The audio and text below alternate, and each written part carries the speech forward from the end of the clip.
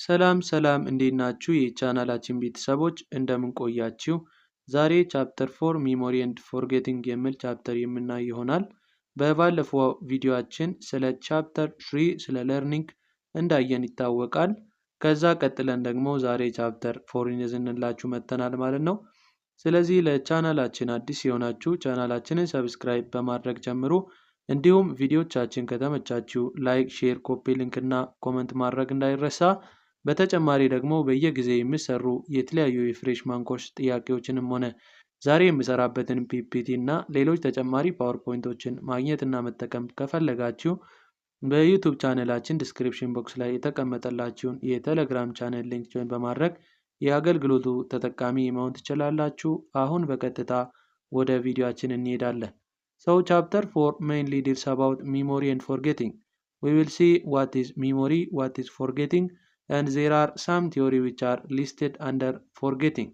So we will see each one by one. That is interesting chapter in this psychology course. So በደንብ እንድትከታተሉኝ እፈልጋለሁ ማለት ነው። Here is information processing model which is carried out by Atkinson and Richard Schifrin in 1968. So they suggest that in order for information to become permanent in memory, it must pass through 3 stages of mental process. በአንድ የያዝነው ነገር በሚሞሪያችን ላይ ስቶር ሆኖ ኢንፎርሜሽኑ ፐርማነንት ሆኖ እንዲቀመጥልን ከፈለግን 3 ስቴጅ ኦፍ ሚሞሪ ፕሮሰሶችን ማለፍ አለበት ይላል።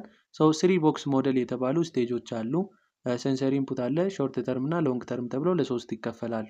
እነኚህ ሶስቱን ስቴጆች ማለፍ አለበት። ሰው ሚሞሪ በራሱ 3 ፕሮሰሶችን ይይዛል። ሶስቱን ፕሮሰሶች በደንብ የምናይ ይሆናል ማለት ነው። ኦኬ here is definition of memory. Memory is a retention of information or what is learned earlier over time. አንድን ኢንፎርሜሽን ወይም የያዝነውን ኢንፎርሜሽን ሪተንድ የምናደርግበት ወይም የምንይዝበት ፕሮሰስ ሚሞሪ ይባላል። and it is a way in which we record the past for later use in the present. so ሚሞሪ ማለት ፕሬዘንት ላይ የምናውለው ፓስት ላይ የያዝነውን ነገር ለፕሬዘንት ጥቅማችን የምናውለው ሪከርድ ወይም ቴፕ ነው ማለት ነው ሚሞሪ ማለት። okay here is the process of memory. Memory are the mental activity we perform to put information into memory, to keep it there and to make use for it later. This involves 3 basic steps. so memory process ማለት mental activity የሚያካሂደው ፕሮሰስ ሲሆን ይህ ፕሮሰስ ኢንፎርሜሽንን ወደ ሚሞሪ ኪፕ የሚያደርግበት ፑት ያደረገበትን ደግሞ ኪፕ የሚያደርግበት እና ኪፕ ተደርጎ የተቀመጠውን ደግሞ ለአሁን ጥቅማችን ወይም ለወደፊት ወይም ለፊውቸር ዩዛችን የምንጠቀምበት ሂደት ሚሞሪ ፕሮሰስ ይባላል ማለት ነው። ይሄ ፕሮሰስ በውስጡ 3 ክላሶች አሉ። እያንዳንዱን አንድ በአንድ የምናይ ይሆናል። Number 1 is mainly deals about encoding. Encoding is a process of converting sensory input into a form that can be processed and deposited in the memory. ኢንኮዲንግ ማለት ሰንሰሪ ኢንፎርሜሽኖች ከኤንቫይሮንመንት ይመጣሉ። እነኚህ ሰንሰሪ ኢንፎርሜሽኖችን በሰንሰሪ ኢንፑት ወይም በሰንሰሪ ሪሰፕተር ይቀበልና in the form of sensory input በአእምሮአችን ላይ ፕሮሰስ እና ዲፖዚት አድርጎ ፑት የሚያደርግልን ፕሮሰስ ወይም ስቴፕ ኢንኮዲንግ ስቴፕ ይባላል ማለት ነው። Number 2 is storage. Storage is a location in a memory system in which material is saved. ይሄ ደግሞ ኪፕ የሚያደርገው ነው። በሰንሰሪ ኢንፑት የመጣውን ኢንኮድ ተደርጎ የመጣውን ፕሮሰስ ተደርጎ የመጣውን ኢንፎርሜሽን ስቶር አድርጎ የሚያስቀምጥልን ስቶሬጅ ይባላል። ለምሳሌ ሚሞሪ ሙዚቃውን ስቶር እንደሚያደርገው ልክ እንደዛው የቀፎ ሚሞሪ ማለት ነው። አሁን በዚህ በዓለም አቀፍ ላይ ያለው ስልክ ላይ የሚገባው ሚሞሪ ሙዚቃዎችን ስቶር እንደሚያደርጉላ ልክ እንደዛ ፕሮሰስ ተደርገው የተዘጋጁ ኦርጋናይዝድ የሆኑ በኢንኮዲንግ ፕሮሰስ የሆኑ ኢንፎርሜሽኖችን ምን ያደርጋል ማለት ነው ስቶር አድርጎ ያስቀምጥልናል። this process is called storage በመባል ይታወቃል። ሶስተኛው ደግሞ ሪትሪቫል ነው። retrieval is the point at which one tries to remember a particular memory trace from among all the other we have stored. stored ውስጥ ለምሳሌ በአንድ ሚሞሪ ውስጥ ብዙ ሙዚቃዎች አሉ። በየአልበሙ የምናስቀምጥ ከሆነ ለምሳሌ ጸጋዬ ሼቱ ብለን ልናስቀምጥ እንችላለን። የሙሐመድ አህመድ ብለን የጥላሁን ገሰሰ ብለን እና በፎልደር የብዙን የማዲንጎ አፈወርቅ ብለን ልናስቀምጥ እንችላለን ስቶሬጅ ውስጥ ማለት ነው። ከዛ ውስጥ ግን ለመስማት ወይም አገልግሎት ላይ ለማዋል እና ኢንጆይ ለማድረግ የፈለግነው የጥላሁን ገሰሰን ከሆነ የጥላሁን ገሰሰን አውጥተን ከዛ ውስጥ እንደምንሰማው ሪትሪቫል ልክ እንደዛው ከስቶሬጁ የፈለግነውን ነገር አውጥተን አዋርነስ ሰጥተን ዛሬ ላይ ለመጠቀም የፈለግንበት አገልግሎት ላይ ስናውል ሪትሪቫል ይባላል ማለት ነው። ሶ these are the three process of memory that we were seen. Okay, here is the stage or structures of memory. The first one is sensory register ነው። ሶስት ስቴጆች or structures of memoryዎች አሉ። አንደኛው sensory register ነው። sensory register is an initial or entry way of storage. የመጀመሪያው initial ወይም ኢንፎርሜሽኑ ወደ ስቶሬጁ የሚገባበት ወይ sensory register ይባላል። So information is lost without attention within second. If sensory register ጊዜ አቴንሽን የማንሰጥ ከሆነ ለያዝነው ኢንፎርሜሽን አቴንሽን ወይም ትኩረት ሰጥተን እንደገና የያዝነውን ነገር ፐርሲቭ የማናደርግ ከሆነ ወዲያው ምን ሊደረግ ይችላል ማለት ነው? በሰከንድ ውስጥ ሎስት ልናደርገው እንችላለን። So sensory register is mainly it's about the initial or entry way of storage. ወደ ስቶሬጁ የምንገባበት ወይም ኢኒሻል ወይም መግቢያ መንገድ is called sensory register. Okay, next will be short term memory, which is the second stage or a process of memory. Short term memory is a type of memory which has a limited capacity to store information and information is lost without rehearsal ይላል። ሾርት ተርም ሚሞሪ ታይፕ ኦፍ ሚሞሪ ስቴጅ ሲሆን ይሄ ደግሞ ስቶሬጅ የሚያደርገውን ኢንፎርሜሽን ሊሚት አድርገው ነው ማለት ነው። ከሊሚቱ በላይ ከሆነ ስቶር የሚያደርግልን ታይፕ ኦፍ ሚሞሪ ሾርት ተርም ሚሞሪ ይሆናል። ለምሳሌ ሚሞሪን ስናይ 2G 4G 8G 16G 32G እስከ 258G 64 እያለ ይሄዳል አይደል? ከእንደዚህ አይነት ሚሞሪዎች ውስጥ ለምሳሌ ሾርት ተርም ሚሞሪን እንደ 2G ብንወስድ በ2G ውስጥ ብዙ ፋይሎችን ወይም ብዙ እንትኖችን ልናስቀምጥ አንችልም። ልክ እንደዛው ሾርት ተርም ሚሞሪ የሚያስቀምጠው ኢንፎርሜሽን በአእምሯችን ውስጥ ውስንና ሊሚትድ ከመሆኑ አንፃር ምን ይባላል ማለት ነው? ሾርት ተርም ሚሞሪ በመባል ይጠራል ማለት ነው። ሾርት የተባለበት ምክንያት ደግሞ ዲዩሬሽኑን ነው። በአእምሯችን ላይ ኢንፎርሜሽኑ ስቶር የመደረግ ሁኔታው ሪሄርሳል ከሌለ ከ15 እስከ 30 ሰከንድ ብቻና ብቻ ነው ሾርት ተርም ሚሞሪ ላይ ማለት ነው። ኢንፎርሜሽኑ ለላይፍ ሎንግ ስቶር አይደረግም፣ ይረሳል ወይም ይጠፋል። ኢፍ ሪሄርሳል የሚባለው ፕሮሰስ ከሌለ ከነ ልንረሳው እንችላለን ማለት ነው። ሶ ዋት ኢት ሚን ሪሄርሳል? Rehearsal is a process of repeating, activating, renewing or refreshing information to keep it in memory. ሚሞሪያችን ላይ ስቶር ያደረግነው ኢንፎርሜሽን እንዲቀመጥልን ሪፒት በማድረግ በመደጋገም እንደገና አክቲቬት በማድረግ ሪኒው እንደ አዲስ በመያዝ ወይም ሪፍሬሽ በማድረግ ኢንፎርሜሽኑን በአእምሯችን ላይ የምናስቀምጥበት ሂደት ሪሄርሳል ይባላል ማለት ነው። there are two types of rehearsal. number one is maintenance rehearsal and number two is elaborative rehearsal በመባል ለሁለት ይከፈላል። ሜንቴናንስ ሪሄርሳል ማለት በአጭሩ ምንድነው?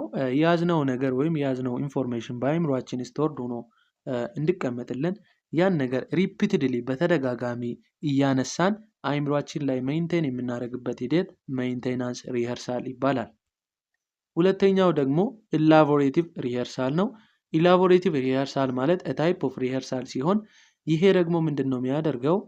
ኢንፎርሜሽን የያዝነው ኢንፎርሜሽን አለ። ያ ኢንፎርሜሽን አሁንም እንዳይጠፋብን ከዛ ኢንፎርሜሽን ጋር የሚያያዝ ሌላ ኢንቫይሮንመንት ውስጥ ካለው ነገር ጋር አሶሺየት በማድረግ ፋሚሊያር ከሆነው ነገር ጋር አሶሺየት በማድረግ ኢንፎርሜሽኑ ከአእምሯችን እንዳይጠፋ የምናደርግበት ሪሄርሳል ፕሮሰስ ኢላቦሬቲቭ ሪሄርሳል ይባላል ማለት ነው።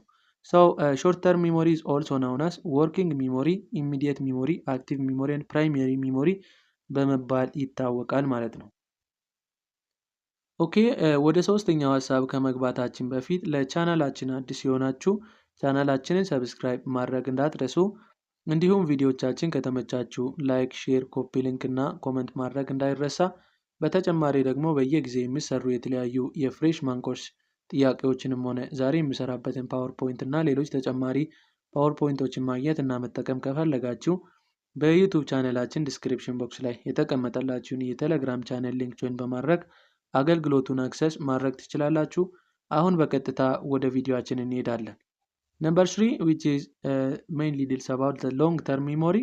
ሎንግ ተርም ሚሞሪ ኢዝ a type of memory which has unlimited capacity to store information። ኢንፊኒቲ ነው ይሄ ሚሞሪ፣ ሊሚትድ አይደለም፣ ገደብ የለውም። ኢንፎርሜሽኑን እስከፈለገበት ቦታ ድረስ መያዝ የሚችል እና ለኢንዲፊኒት ታይም ስቶሬጅ ማድረግ የሚችል ሎንግ ተርም ሚሞሪ ይባላል ማለት ነው። በዚህ ሎንግ ተርም ሚሞሪ ላይ ኢንፎርሜሽኑን ሎስት የምናደርገው በኢንተርፌረንስ ምክንያት ነው ማለት ነው። በሪኸርሳል ምክንያት ሳይሆን ኢንተርፌረንስ በሚገባበት ጊዜ ኢንፎርሜሽኑን ምን ልናደርግ እንችላለን? ሎስት እናደርጋለን ማለት ነው። ዋት ኢት ሚን ኢንተርፌረንስ? ኢንተርፌረንስ ማለት ምን ማለት እንደሆነ ማወቅ መቻል አለብን። Interference is a process through which either the storage or retrieval of information is impaired by the presence of other information።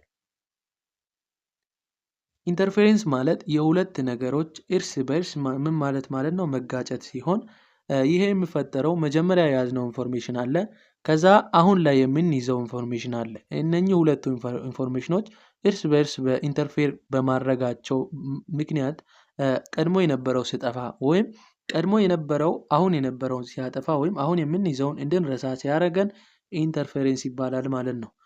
this interference is divided into two፣ ፕሮአክቲቭ እና ሪትሮአክቲቭ ተብሎ ለሁለት ይከፈላል።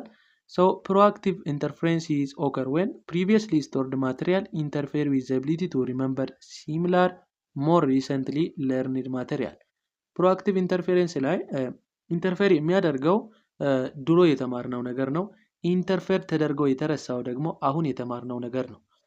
proactive interference ላይ ድሮ የያዝነው ነገር ዛሬ የምንማረው ወይም የምንይዘውን ነገር ኢንተርፌር በማድረግ እንድንረሳው ሲያደርገን proactive interference ይባላል።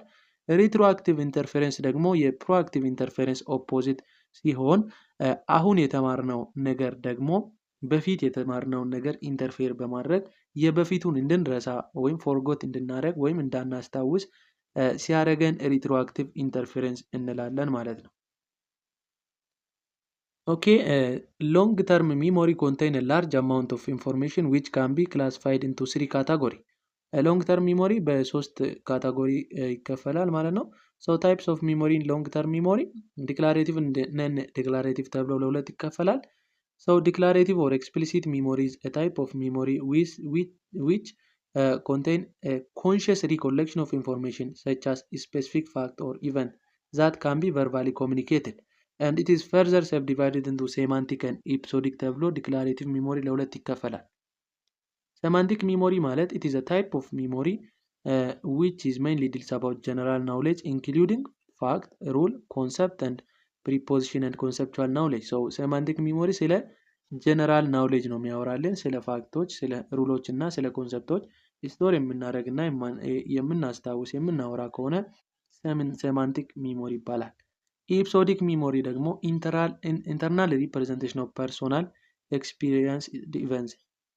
በሰውየው ኢንተርናሊ ኤክስፒሪየንስ የተደረገ ኢቨንትን ስቶር አድርጎ እንድናወራ የሚያደርገን ታይፕ ኦፍ ሚሞሪ ኤፒሶዲክ ሚሞሪ ነው።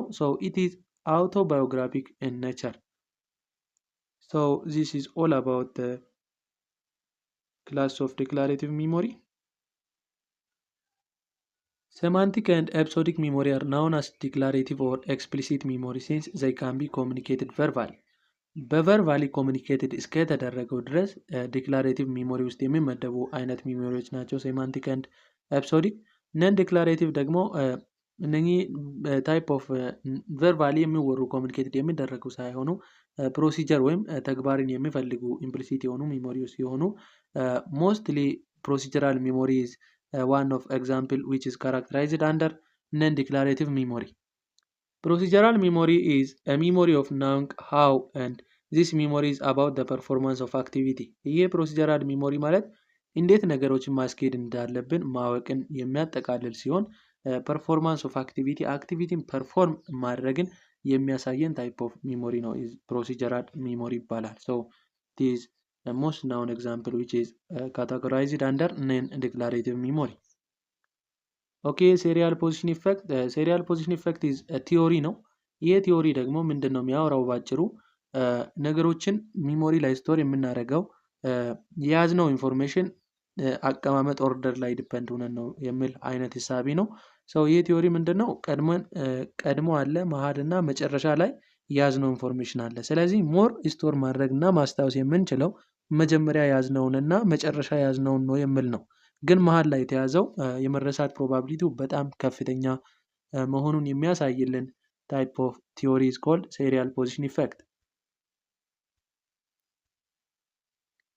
Okay, factor affect memory. Memory is affected by age of a person. It is affected by good health condition.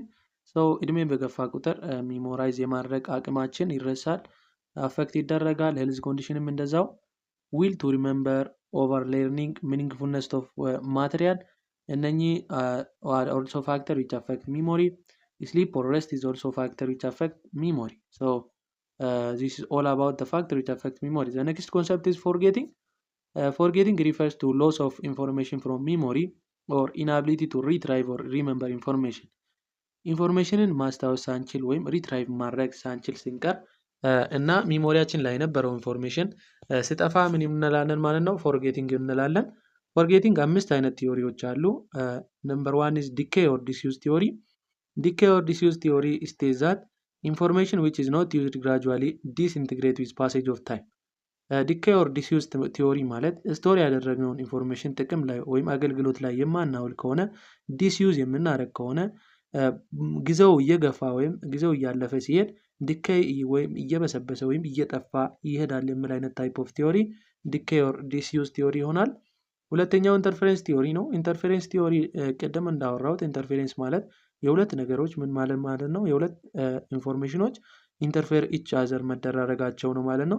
ሰው ኢንተርፌረንስ ቲዮሪ ቀድሞ የገባው ኢንፎርሜሽን ዛሬ ያለውን ኢንተርፌር ሲያደርግ እና ዛሬ የሚገባው ደግሞ ቀድሞ የነበረውን ኢንተርፌር ሲያደርግ በኢንተርፌረንሳቸው ምክንያት ኢንፎርሜሽኑን ሎስ ስናደርግ ፎርጌቲንግ ይባላል የሚል አይነት ቲዮሪ ነው። ነምበር 3 ዲስፕሌስመንት ቲዮሪ። ዲስፕሌስመንት ቲዮሪ ደግሞ ስፔሱ ፉል ከሆነ በኋላ ሚሞሪ ነው። መቼስ ሚሞሪ ስቶር ሲያደርግ ፉል ያደርጋል። ለምሳሌ 2G ሚሞሪ ላይ ከ2G በላይ ስቶር ማድረግ አንችልም ማለት ነው። 2G እስኪሞላ ድረስ ግን ስቶር ልናደርግ እንችላለን። ግን 2G ከሞላ በኋላ ስቶር ማድረግ ስለማንችል ሌላ ኢንፎርሜሽንን መጨመር ብንፈልግ 2GB ላይ ያለውን ኢንፎርሜሽን በተወሰኑ መልክ ደልተን ስፔስ ማውጣት አለብን። ስፔስ ካወጣን በኋላ ኢንፎርሜሽኑን ወይም የፈለግነውን ሙዚቃ የሚሆን መጫን እንችላለን ማለት ነው። ልክ እንደዛው ዲስፕሌስመንት ቲዮሪ ኦልድ የነበረውን አስወጥተው ኒውን ማስገባት ማለት ኦልዱን ድሌት አድርገው ኒውን ማስገባትን የሚያሳይ አይነት ቲዮሪ ነው ማለት ነው። ነምበር 4 is motivated forgetting or repetition. ይሄ ደግሞ አንድ ሰው በራሱ ተነሳሽነት ወይም በራሱ ፍላጎት ነገሩን መርሳት ፈልገው የሚረሳበት motivated forgetting ይባላል። ነምበር 5 and the last theory is cue dependent forgetting or retrieval failure theory. ይሄ theory is mainly associated with the failure to recall information without memory cue. memory cue ሳይኖር ሲቀር የያዝነውን ኢንፎርሜሽን ሪኮል ማድረግ ሳንችል ስንቀር የሚፈጠር አይነት ቲዮሪ ሪትሪቫል ፌይለር በመባል ይታወቃል ማለት ነው። ኦኬ፣ የዛሬ ቪዲዮአችንን በዚህ እናበቃለን። ለቻናላችን አዲስ የሆናችሁ ቻናላችንን ሰብስክራይብ ማድረግ እንዳትረሱ። ቪዲዮቻችን ከተመቻችሁ ላይክ፣ ሼር፣ ኮፒ ሊንክ እና ኮሜንት ማድረግ እንዳይረሳ። በተጨማሪ ደግሞ በየጊዜው የሚሰሩ የተለያዩ የፍሬሽማን ኮርስ ፓወርፖይንቶችንም ሆነ ዛሬ የምሰራበትንም ፒፒቲ ማግኘት እና መጠቀም ከፈለጋችሁ በዩቲዩብ ቻናላችን ዲስክሪፕሽን ቦክስ ላይ የተቀመጠላችሁን የቴሌግራም ቻናል ሊንክ ጆይን በማድረግ አገልግሎቱን አክሰስ ማድረግ ትችላላችሁ። በቀጣይ ቪዲዮ እስከምንገናኝ ድረስ መልካም ቆይታ ይሆንላችሁ።